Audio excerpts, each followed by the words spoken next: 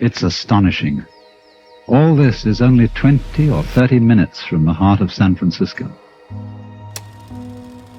Not a human habitation in sight anywhere.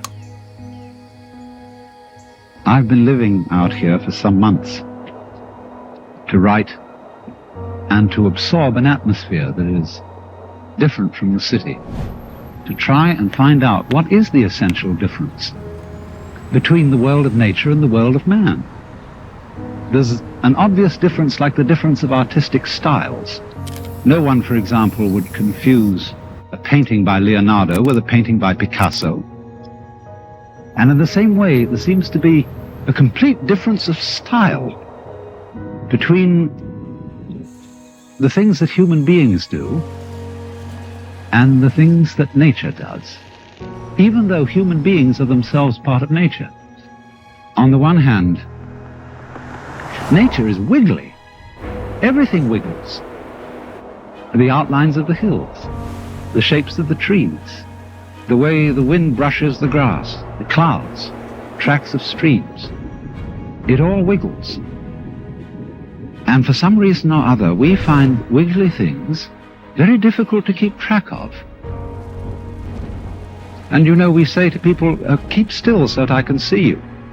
Keep still for the camera. And we say, well, let's get things straightened out. Let's get this ironed out. Let's get it all squared away. And then somehow we think we understand things when we have translated them into terms of straight lines and squares. Maybe that's why they call rather rigid people squares. You know, wherever human beings have been around, you find rectangles. We live in boxes. Our streets are laid out in a grid pattern. Why, they even dropped a grid pattern on top of San Francisco with all those hills so that cars run away. Because it seems that the human being really has a very simple kind of mind. And all this wiggliness is too complicated. I don't think it really is complicated. Because after all, it's very simple to move, say to raise something or to open and close your hand. It's perfectly easy, because we don't have to think about it. Things become complicated only when we think about them. And that's because we're trying to translate them into a form of life which is very much simpler and cruder than the forms of life we're talking about. A triangle is very much simpler and cruder than a mountain, even though you may represent a mountain with a triangle. Human beings are just as wiggly as nature, and our brains are an incredible mess of wiggles. And that's the part of ourselves that we understand least of all.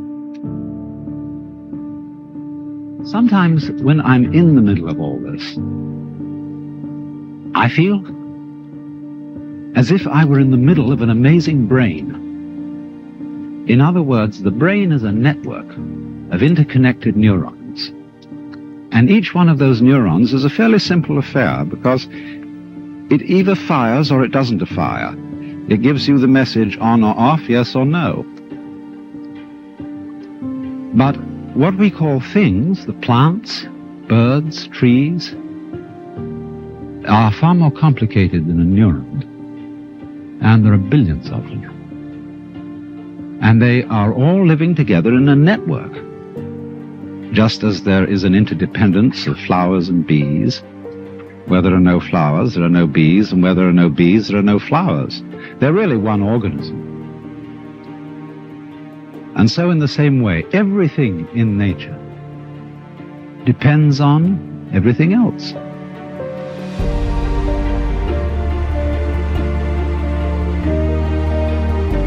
And so the many, many patterns of interconnections lock it all together into a unity, which is, however, much too complicated for us to think about, except in very, very simple, crude ways. I am, as it were, one of the cells in this tremendous brain, which I can't understand. because the part cannot comprehend the whole. In the same way, when you see a flower in a field, it's really the whole field that is flowering, because the flower couldn't exist in that particular place without the special surroundings of the field that it has.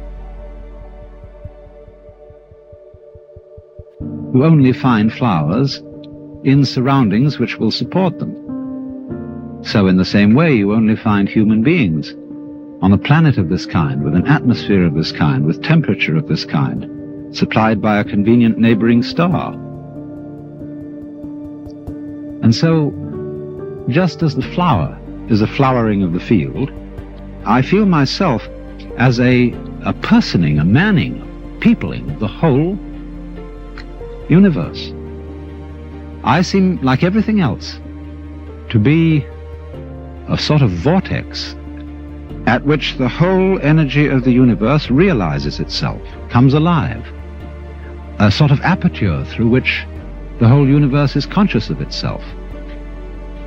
You know, the astrologers, in theory at least, may not have been so far wrong when, in trying to draw a picture of a human mind or soul, they drew a very crude map of the whole universe centered on the time and place of the birth of that particular person. It's not a bad idea.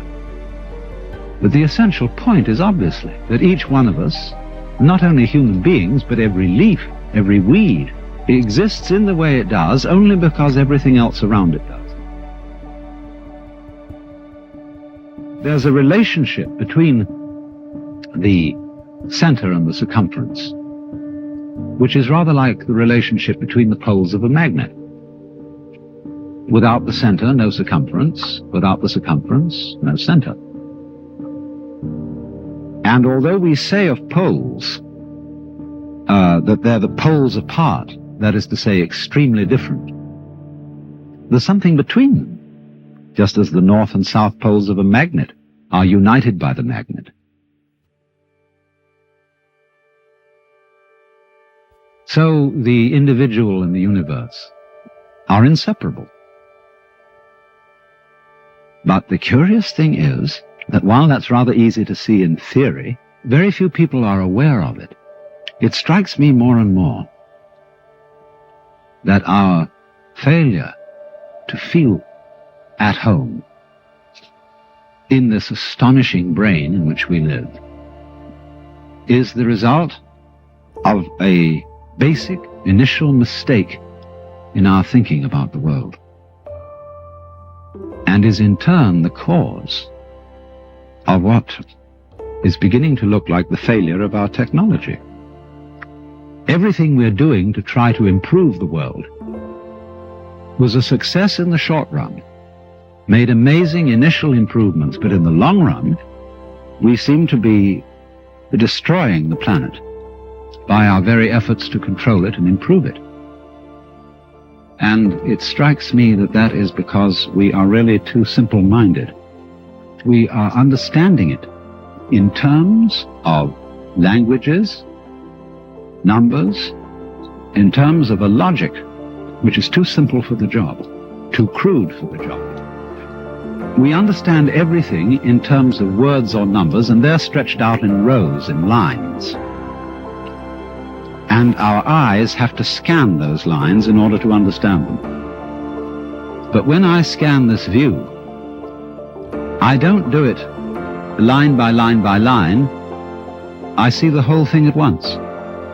I take it in with, as it were, a wide-angle lens. Because you see, in the world, everything is happening all together everywhere at once. And meanwhile, we, with our myopic little minds, are working it out step by step. Of course, we are greatly assisted by the rapidity of the computer. But even so, the computer is still looking at things in rows as the magnetic tape goes through and is scanned by the computer. It's still all going along in a single track. And I suppose then our difficulty is that we have lamentably one-track minds in an infinitely many-tracked universe. And we may have to come to the alarming conclusion that the universe is smarter than we are.